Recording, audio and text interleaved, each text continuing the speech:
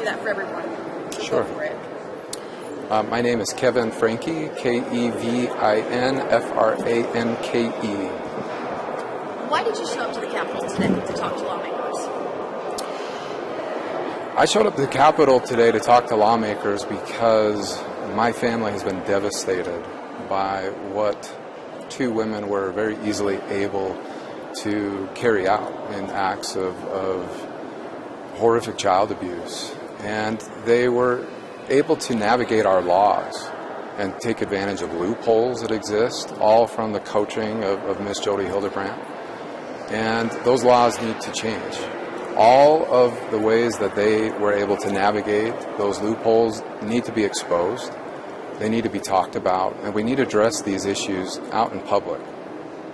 Was it seriously just as easy as just not answering the door? That's all it took for them to hide this from them? Yeah, not answer the door, not speak with authorities, DCFS or police, just remain silent. And as long as everybody remains silent, then within a specified amount of days, typically 30, the case closes by itself.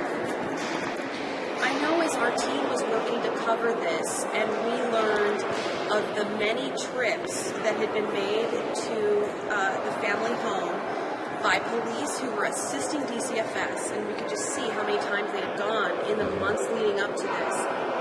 We were surprised. I'd like to know how you felt when you learned about all of those trips by authorities to the home, yet nothing happened to help the children. Yeah, it was frustrating for me. It was frustrating for me to hear the story of police officers. As they said, they were standing on the front porch, and they could see the children, and they could see my former wife through the window, ignoring them. And they said, even with all of the reports, all of the red flags that were given to them by our oldest daughter, Sherry, and by our neighbors, they still could not intervene. They were on the phone with a judge, waiting, and the judge finally said, nope, I'm not comfortable with this. You cannot intercede. And so this could have been stopped. Another thing that I was terribly frustrated with was that even though I was in separation, that I was not contacted by police authorities once. Now, DCFS was trying to contact me repeatedly, but again, I was being indoctrinated just as much by Jody as Ruby was. And I was being coached the same way. They want to rip your family apart. They want to destroy your family. This is what government does, she would say. And so I didn't answer the phone. You mentioned in your statement that Jody was able to convince you that you were actually a danger to your own family. And this is something that apparently there are several other men that we've talked to that said the exact same thing.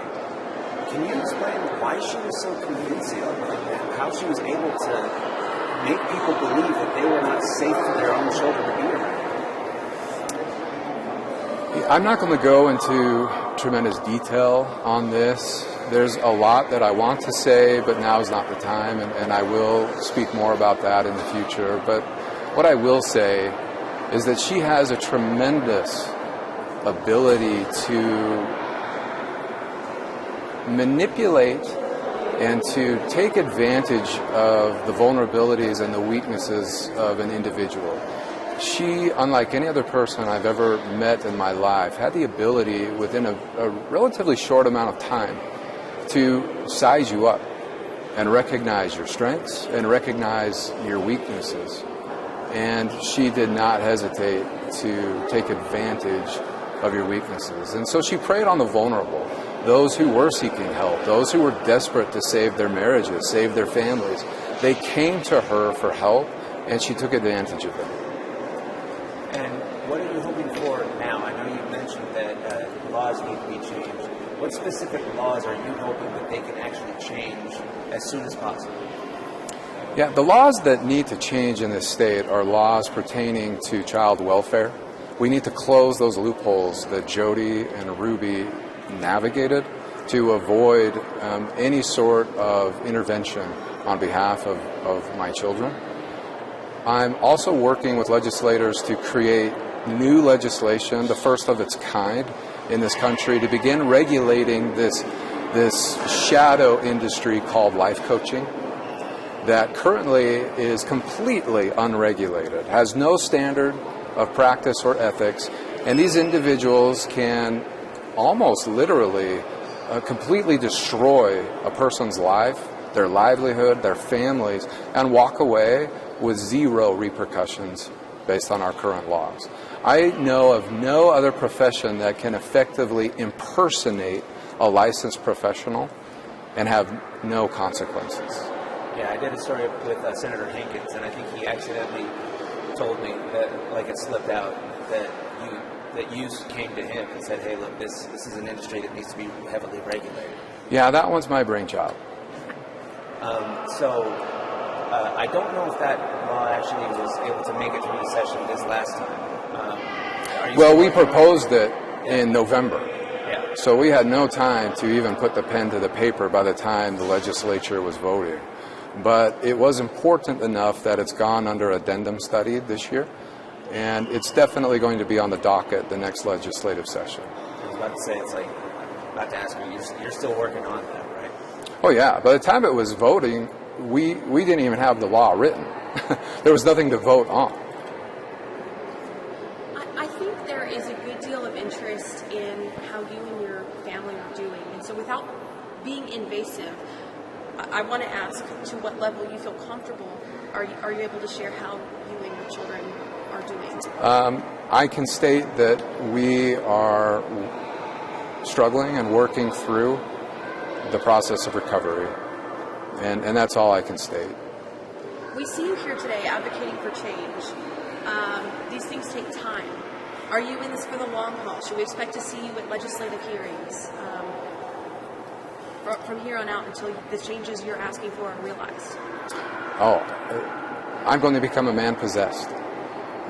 This is just the beginning. And change needs to happen. And it doesn't need to just happen here in the state of Utah. It needs to happen everywhere. And we're just beginning.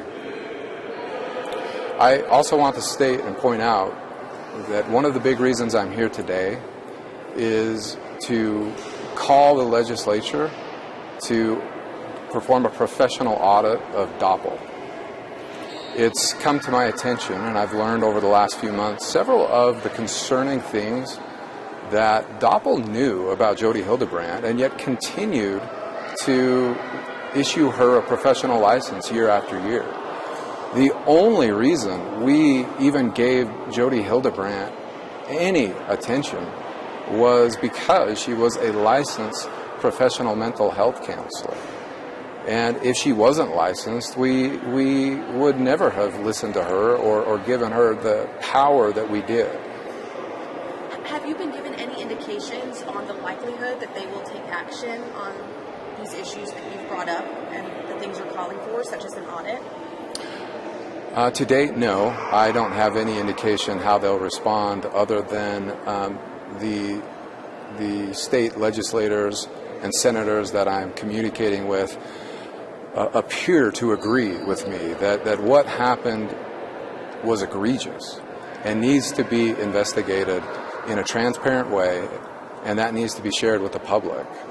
I think we tend to have the tendency when we're in the hot seat to want to do it behind closed doors. And I think there are individuals in this state in positions of authority that really need to be exposed. And their actions and the things that they did and knew, we need to know about it so that it doesn't happen again. It's hard to quantify, I can imagine, but how much blame do you place on Jody Hildebrandt, your wife, and the system? How does that balance out? Yeah, I can't give an equation for how I partition the blame.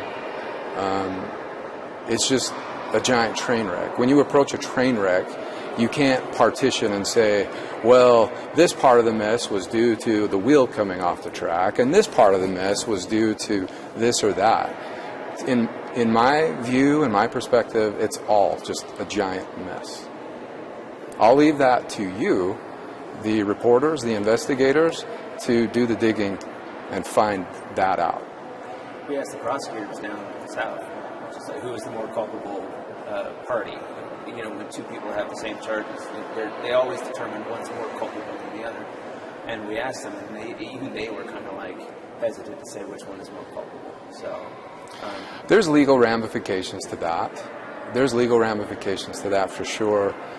I will say this, that if it was not for Jodi Hildebrandt, this would not have happened. We know that Ruby and Jodi will have parole hearings. I think last I checked, they were calendared for some time in September. Do you anticipate being active and going to those hearings and advocating for either continued incarceration or release? I anticipate advocating for my children's well-being, their recovery and their health, and whatever that entails, that's what I will do. You've talked about a couple different paths, the audit, trying to change the loopholes. Do you see these things as things that can be resolved within a session or a couple of sessions, or do you see it as more of an ongoing battle that will take years, I guess? That's a good question. I don't think that these are issues that can be resolved overnight. I think that it will take time. It will take a lot of discussion. And several of the issues that I raised in the statement, the joint statement that I shared from my daughter and I, are probably going to be pretty bristly to certain individuals in the state who advocate very strongly for individual and familial rights, which I'm an advocate for as well. Make no mistake about that. There has to be a balance, though, and there has to be accountability when lines are crossed. Were you satisfied with the answers that Tanya Myra from DCFS was giving about when efforts are made to talk to a family that's not cooperating, what their process, and then how they eventually close out the case if they don't have enough? Were you satisfied with what she told lawmakers? I believe that the response that was given was very factual. I think that she stuck to the current policies. I do think there was a little bit of dodging regarding the question that was asked. The question really is there more that can be done? Because literally, if all a person has to do is just not answer the door, is that the answer for all child abusers to avoid getting caught? Don't do your child abuse out in public and don't answer the door. Is that really the solution? Because that's what Jodi Hildebrandt practiced. That's what she taught my wife. And that's what worked. And that is the loophole that needs to be closed.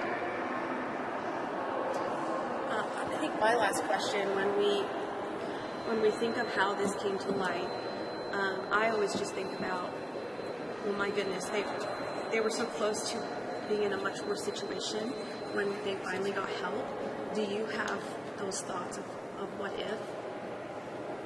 Yeah, I have those thoughts of what if on a daily basis. It's part of the trauma and the post-trauma that I deal with. I'm incredibly grateful for the heroics of my son in saving his life, his sister's life, and probably his other sisters and our family as well. He truly was a hero. It is a lot to deal with every day. The questions of what if, what could have been, what should have happened, what I should have done, what others should have done. It haunts you. And it's my struggle and others to learn how to deal with that and to do what we can to make the best of our lives moving forward. And part of my healing is being here today to open my mouth, to put myself in this position that's terribly uncomfortable for me, but if I can make a difference, then I want to do that. Thank you for your time. You're for welcome. Sharing with us. Those are my questions. That's all I can think of, and you answered quite a lot of them. Is this your first media interview since? Yeah, this is my first interview Since the 70s? ever. Oh, well, you don't seem like it's your first time. You did very well. I haven't wished to speak to the media up to this point. I have a pretty large distrust of media. I think a lot of people do. And the reason that I'm speaking to you today is not necessarily to talk about my story. My story will be told, and it will be told in all its detail in the future when the time is right. I'm here today to speak about these important issues. The committee from the legislature was meeting today, and this was the time. This was the time to speak. And so I'm here, and I'm going to do what I can to work with these legislators to make meaningful change in this state.